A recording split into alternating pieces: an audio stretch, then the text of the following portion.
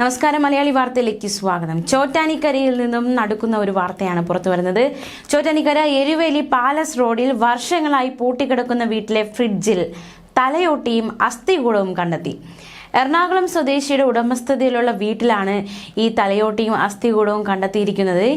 ഈ 14 ഏക്കറോളം വരുന്ന പറമ്പിലാണ് ഈ വീടുള്ളത്. ഈ വീട്ടിലാണ് ഇത്തരത്തിൽ ഒരു കാഴ്ച കാണുവാൻ സാധിച്ചത്. ഇവിടെ 20 വർഷത്തോളമായി ആൾതാമസമില്ല. സാമൂഹിക വിരുദ്ധർ അതുകൊണ്ട് തന്നെ ആൾതാമസമില്ലാത്തത് കൊണ്ട് ഇവിടെ താവളമാക്കിയിരിക്കുന്നു എന്നതടക്കമുള്ള ആരോപണങ്ങൾ നാട്ടുകാർ ശക്തമാക്കിയിരുന്നു.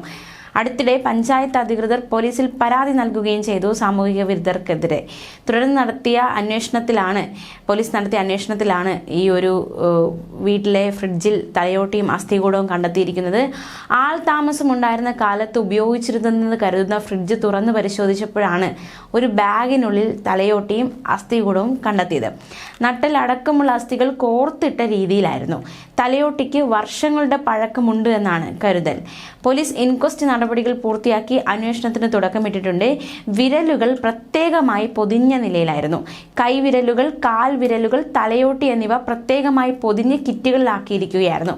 പുതുവത്സരത്തോടനുബന്ധിച്ച് ഈ വീട്ടിൽ സാമൂഹ്യ വിരുദ്ധർ മദ്യപാനം നടത്തി. ഇത് നാട്ടുകാർ പരാതിപ്പെട്ടു. എന്തായാലും ഈ ഒരു സംഭവത്തിന് പിന്നാലെ വീട്ടുടമ പ്രതികരണവുമായി രംഗത്ത് വന്നിട്ടുണ്ട്.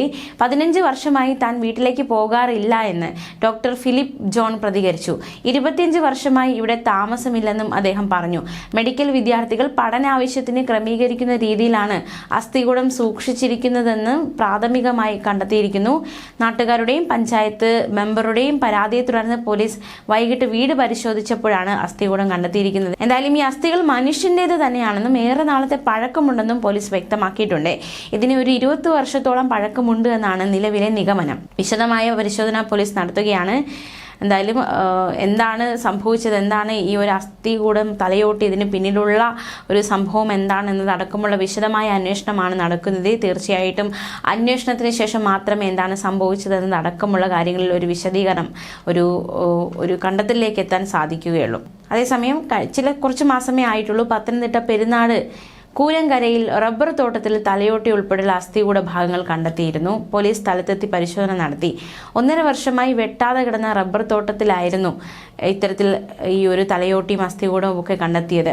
1.5 വർഷമായി വെട്ടാതെ കിടന്ന റബ്ബർ തോട്ടം ആയതുകൊണ്ട് തന്നെ ആരും അങ്ങോട്ട് പോകാറുണ്ടായിരുന്നില്ല. ഇവിടെ മരം മുറിക്കാനായി ആളുകൾ എത്തിയപ്പോൾ അവരിൽ ഒരാളാണ് തലയോട്ടിയുടെ ഭാഗം കണ്ടത്. പിന്നീട് മറ്റ് ശരീരഭാഗങ്ങളും കൂടി കണ്ടെത്തുകയായിരുന്നു. പോലീസിൽ വിവരം അറിയിച്ചു. പെരുന്നാട് പോലീസ് സ്ഥലത്തെത്തി പരിശോധന നടത്തി. പലയിടങ്ങളിൽ നിന്നായി അസ്ഥികൾ പറമ്പിൽ നിന്നും കിട്ടി. ഇവ എങ്ങനെ ഇവിടെ എത്തിയെന്ന കാര്യം പോലീസ് വിശദമായി പരിശോധിക്കുന്നുണ്ട്. ഇതൊരു ജനവാസ മേഖലയല്ല. സമീപ പ്രദേശത്തുള്ള പഞ്ചായത്ത് മെമ്പറിൽ നിന്നും ആളുകളിൽ നിന്നും പോലീസ് മൊഴിയെടുത്തിരുന്നു. ഫോറൻസിക് സംഘം എത്തിയതിനു ശേഷം DNA പരിശോധന അടക്കമുള്ള കടമ്പകളിലേക്ക് കടന്നു. ശാസ്ത്രീയ പരിശോധനയ്ക്ക് ശേഷം മാത്രമേ അസ്ഥികൂടങ്ങൾ സ്ത്രീയുടേതാണോ പുരുഷൻ്റേതാണോ എന്ന് സ്ഥിരീകരിക്കാൻ സാധിക്കുകയുള്ളായിരുന്നു. ഇൻക്വസ്റ്റ് നടപടികൾ നടത്തിയിരുന്നു. എന്തായാലും പത്തനംതിട്ടയിൽ നിന്നും ഇത്തരത്തിൽ അസ്ഥികൂടം കണ്ടെത്തിയിട്ടുണ്ട്. ഇപ്പോൾ ഇത് ഏറ്റവും ഒടുവിലായി ചോറ്റാനിക്കരയിലെ ഉപയോഗിക്കാതെ കിടന്ന വീടിനുള്ളിലെ ഫ്രിഡ്ജിൽ നിന്നും അസ്ഥികൂടവും തലയോട്ടിയും കണ്ടെത്തിയിരിക്കുന്നു. ന്യൂസ് ഡെസ്ക് മലയാളി വാർത്ത.